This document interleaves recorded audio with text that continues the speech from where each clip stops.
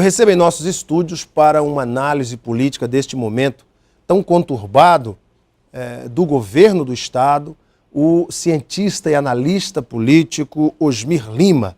Eu digo cientista porque no alto de sua experiência como deputado federal constituinte, como gestor de bancos, como Osmir foi, como o Banco do Estado do Acre, enfim, ele conhece muito bem os meandros da política local. Osmir Lima, muito boa noite. Boa noite. Tudo bem, Osmir? Tudo bem.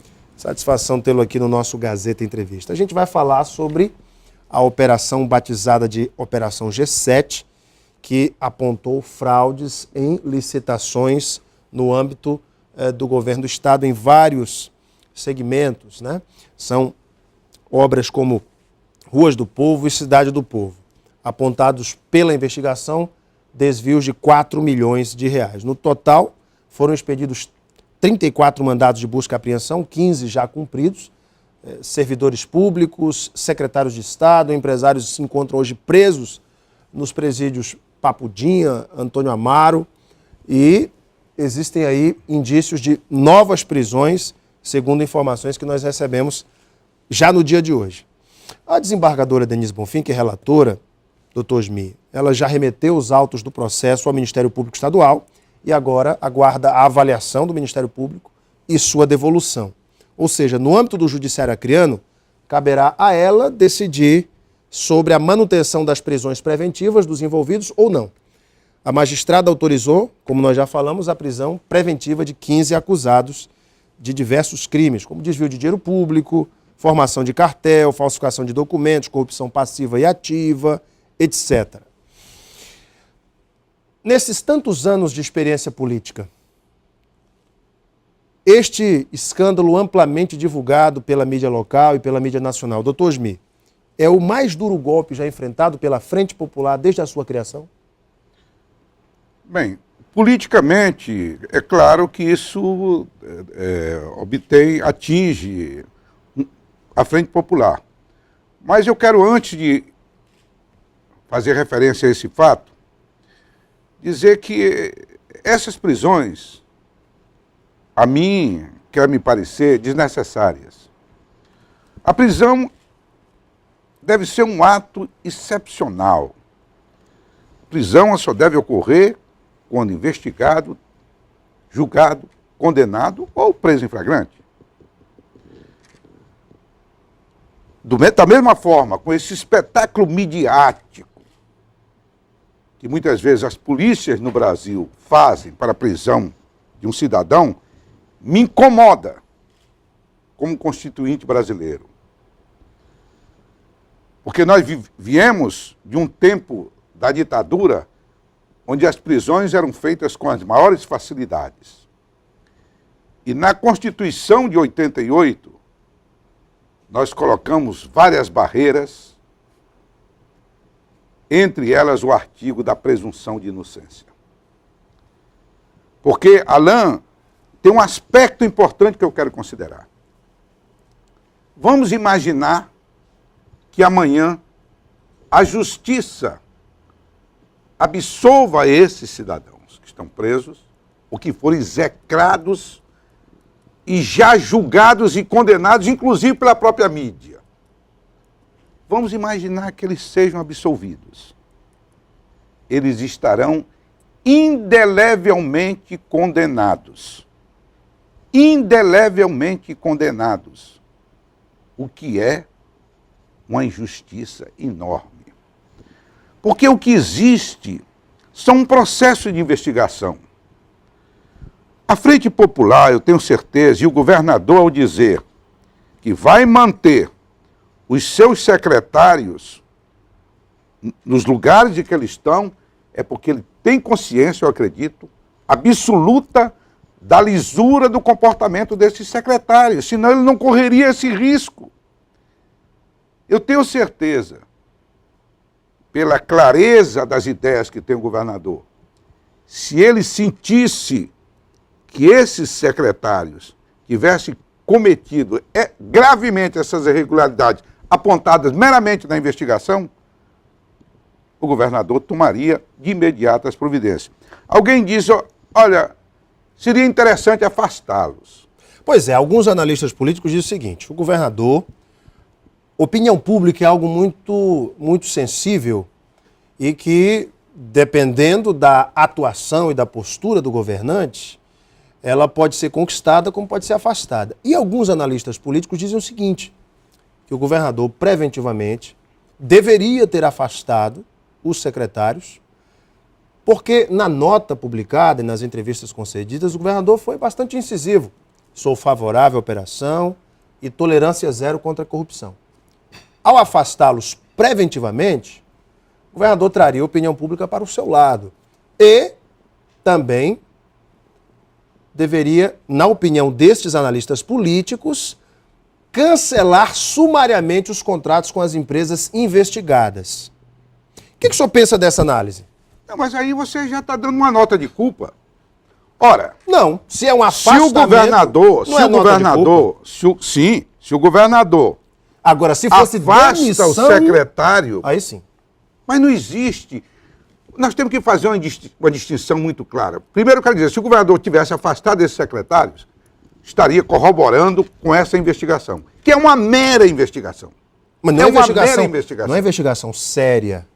Não, nós vamos apurar. Certo. Não sei até que ponto tem tanta seriedade assim. Nós vamos apurar. Agora, numa mera investigação, você demite, você está comprovando que esse secretário efetivamente cometeu esse deslize. Mais ainda, nós temos que separar um processo administrativo. É muito simples você afastar e mandar apurar. Apura, verifica-se com um mês, 2, 3, 4 meses depois, não há nada, então retorna. Num processo judicial diferente, principalmente no Brasil, Alan, você sabe que um processo desse deve demorar no mínimo 4, 5 anos. Então você já demitiu, não há possibilidade de afastamento. Você teria que demitir o secretário. E demitir é um reconhecimento de culpa. Até onde eu sei, nós temos secretários ali, homens extremamente corretos no desempenhar de quase 15 anos de atividade pública. Então nós não podemos estar fazendo, olha, Alan, e esse filme eu já vi. É por isso que a gente muitas vezes toma esse cuidado necessário. Esse filme eu já vi. Quantos estardalhaços foram feitos no passado, quer a nível local, da mídia local, quer a nível nacional.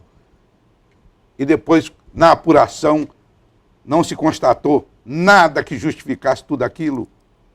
Então precisamos hoje tomar cuidado. Nós estamos vivendo, Alan, num momento hoje no Brasil muito delicado. Ninguém é a favor da impunidade, vamos deixar claro. Ninguém é a favor da impunidade, o próprio governador acrescentou isso aí, que investiguem, vão a fundo na investigação, mas não condenem previamente. Não vamos condenar, Alan. Nós estamos hoje no Brasil num processo verdadeiramente estranho.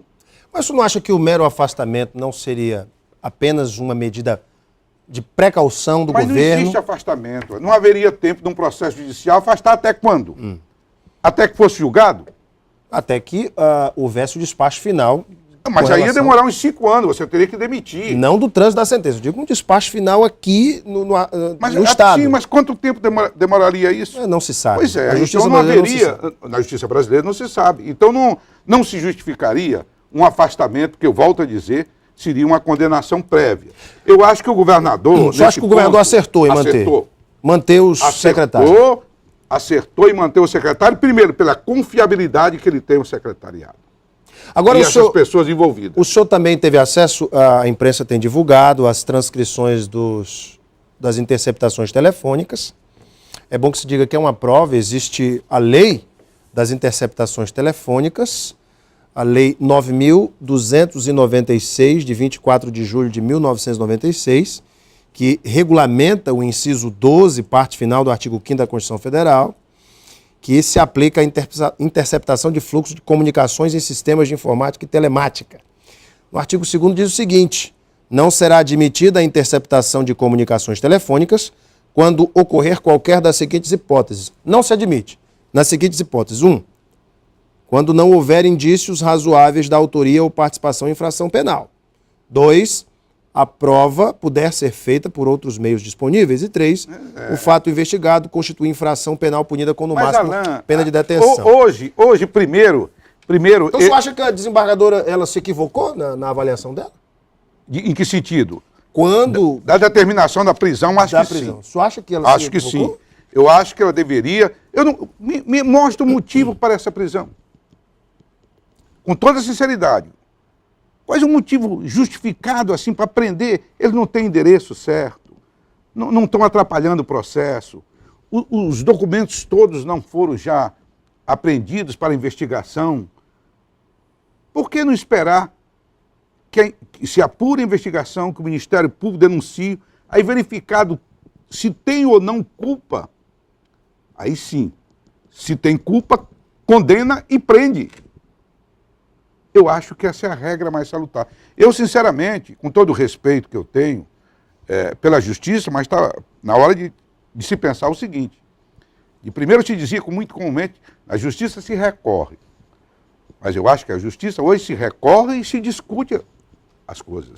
Falando aqui da questão política, o senhor que também conhece Brasília, conhece o Congresso, foi uma das lideranças importantes do governo Orley Cameli, sabe muito bem como é que funciona o Planalto e o Congresso.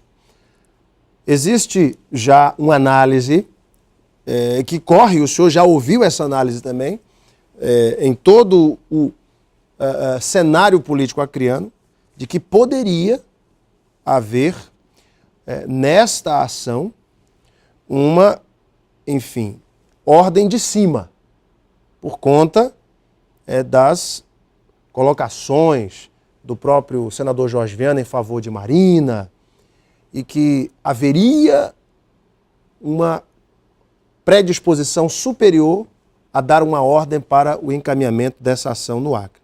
O senhor acredita nessa hipótese? Me responda logo após o intervalo. Eu volto com Osmir Lima, aqui no Gazeta Entrevista, fazendo essa análise política. Até já!